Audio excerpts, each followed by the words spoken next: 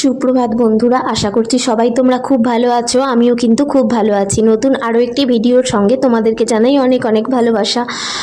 আর আমি তো তোমাদের সঙ্গে লাস্ট কথা হয়েছে সেই সরস্বতী পুজোয়। তো সরস্বতী পুজো মিটতে আমি চলে এসেছি বাড়ি।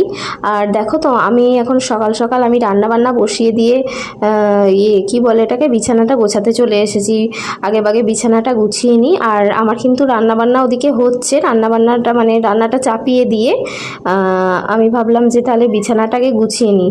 আর এখন যেহেতু আমার ছেলে সকালে স্কুলে চলে যায়, তো তাই সকাল সকাল আমার কাজগুলোও মিটে যায়, কারণ কাজ বাজ মিটিয়ে নিয়ে ওকে আবার আমায় আনতে যেতে হয়। তো আমার হাজব্যান্ড এখন গেছে আমার ছেলেকে স্কুলে দিতে। ওদের 7:30 থেকে স্কুল চালু হয়। তো এখন এই 7:30 পৌনে 8টা মতো বাজছে। তো ওকে স্কুলে দিতে গেছে, একবারে দুধ নিয়ে তারপরে বাড়ি ফিরবে।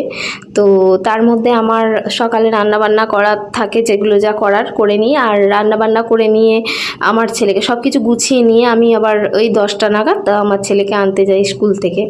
তো তার আগে আমি কাজগুলো মিটিয়ে নেওয়ার চেষ্টা করি। ওকে আনার পরে ওকে নিয়ে একটু সময় দিতে হবে, সেটাই তো মানে দিতেই হবে। তো যাই হোক, আমি বিছানাটাকে গুছিয়ে নিই, গুছিয়ে নিতে নিতে তোমাদের সঙ্গে একটু গল্প করে নিই। তো তার জন্যই আর কি।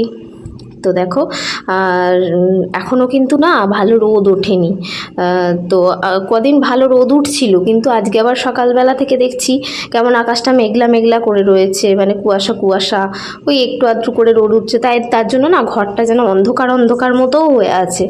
তো জানলাটা খুলে দিইনি, এখনও খুলবো, কিন্তু রোদ তো নেই।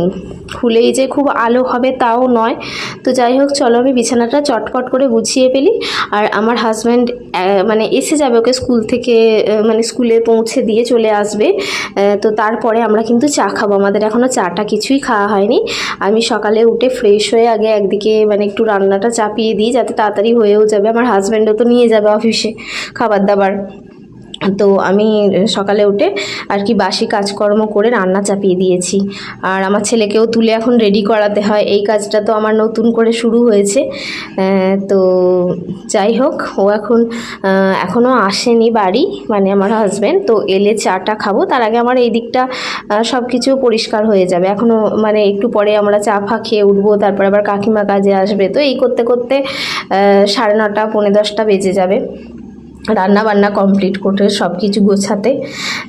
তো এই তো ব্যাপার। আর দেখো, আমার ঘর দোর গোছানো সব কিছু কমপ্লিট। এই যে দেখো, ঘর দোর সোফা যা কিছু সব কিছু আমি গুছিয়ে ফেলেছি। জানলাটাও খুলে দিয়েছি, কিন্তু রোদ নেই গো, একটুকু এক ফোঁটাও রোদ নেই। তো এই যে আমার রান্নাবান্না কিন্তু এখনও হচ্ছে, রান্নাবান্না হয়ে যায়নি। তো আমার হাজব্যান্ডও চলে এসেছে, আমাদের চাটা খাওয়াও হয়ে গেছে। সব কিছু মোটামুটি আর কি গুছিয়ে গাছিয়ে নিতে একটু পেরেছি সকাল থেকে। তো দেখো কি কি রান্না হচ্ছে। আমার তরকারি ডাল হয়ে গেছে, তো এখন বসিয়েছি ভাত, এর মধ্যে আলু ভাতে দেওয়া আছে, আর ডিম সিদ্ধ দিয়েছি, এগুলো কালিয়া হবে ডিমের। আর এদিকে দেখো আমার ডাল তরকারিটা আগেই হয়ে যায়, সকালে উঠে আগে ডালটা চাপিয়ে দিই। তো ডালটা এই যে হয়ে গেছে। এদিকে মুসুরির ডাল করেছি আজকে। আর এদিকে হয়েছে সয়াবিন আলুর তরকারি, আর আলু ভাতে দেওয়া আছে। আর ডিমটা সিদ্ধ হয়ে গেলে ডিমের কালিয়াটা খালি হবে। তো মশলাপাতি বাটবো।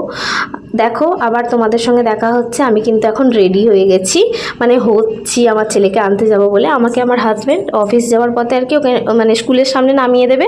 তো আমার ছেলেকে নিয়ে চলে আসবো। এই দেখো আমি রেডি হয়ে গেছি, আর আমার রান্না বান্না সব কিছু কমপ্লিট। তো ওকে নিয়ে এবার চলে আসবো। এখন বাজে পৌনে 10টা। তো নিয়ে এসে আবার দেখা হচ্ছে। দেখো আমি এখানে তো চলে এসেছি, কিন্তু একটা খারাপ খবর তোমাদেরকেও জানাই, যে এই যে মানে স্কুল থেকে আসার পরেই জানতে পেরেছি যে আমার বড় মা নেই, মানে মারা গেছে। তো যাই হোক, ওখানে তো আবার যেতে হবে, কিন্তু আমি যাব, কিন্তু তোমাদের সঙ্গে কোনো কিছুই আমি শেয়ার করতে পারবো না, কারণ একজন মানুষ চলে গেছে, তার ফটো তার ভিডিও সেখানে গিয়ে ভিডিও করা, এগুলো আমি একদমই পছন্দ করি না। তো যাই হোক, চলো